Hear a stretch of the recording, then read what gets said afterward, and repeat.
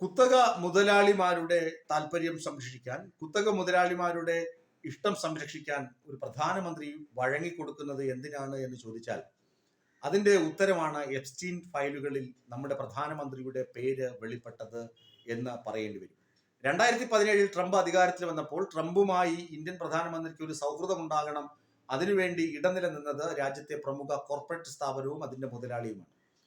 അയാളാണ് എപ്സ്റ്റീൻ എന്ന് പറയുന്ന ലൈംഗിക കുറ്റവാളിയുമായി ബന്ധപ്പെടുന്നതും അയാൾ പറഞ്ഞതനുസരിച്ച് ട്രംപിന്റെ രാഷ്ട്രീയ ഉപദേഷ്ടാവും മരുമകനും ആയ വ്യക്തിയുമായി ഈ ഇടപെടൽ നടത്തുന്നു.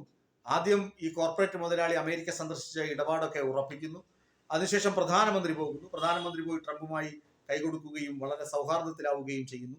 തുടർന്ന് അതേ വർഷം തന്നെ ഇസ്രായേലിലേക്ക് പ്രധാനമന്ത്രി ട്രംപിന്റെ ദൂതനായി പോകുന്നു. ഇതൊക്കെയാണ് എപ്സ്റ്റീൻ ഫയലിലെ അല്ലെങ്കിൽ എപ്സ്റ്റീൻ രേഖകളിൽ നിന്ന് വ്യക്തമാകുന്ന ഒരു ദൃശ്യം.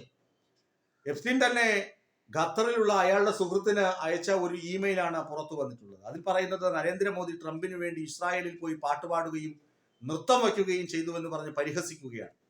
അപ്പോൾ നമ്മുടെ ഇവിടുത്തെ സംഘി സുഹൃത്തുക്കളൊക്കെ പറയും, ഒരു രേഖയിൽ പേര് വന്നതുകൊണ്ട് മാത്രം കുറ്റവാളിയാകണമെന്നുണ്ടോ എന്നൊക്കെ. കുറ്റവാളിയൊന്നും ആകണ്ട. ഇതൊക്കെ എന്താണ്, ട്രംപുമായി സൗഹൃദം ഉണ്ടാക്കി കൊടുത്തതിനാണ് ഈ ഗ്രൂപ്പുകൾക്ക്, ചില കോർപ്പറേറ്റ് ഗ്രൂപ്പുകൾക്ക് വാരിക്കോരി എല്ലാം കേന്ദ്ര സർക്കാർ കൊടുക്കുന്നത് എന്ന് മനസ്സിലാക്കാനുള്ള സാമാന്യ ബുദ്ധി സംഘികൾക്കും ഉണ്ടാകണമെന്ന് മാത്രം.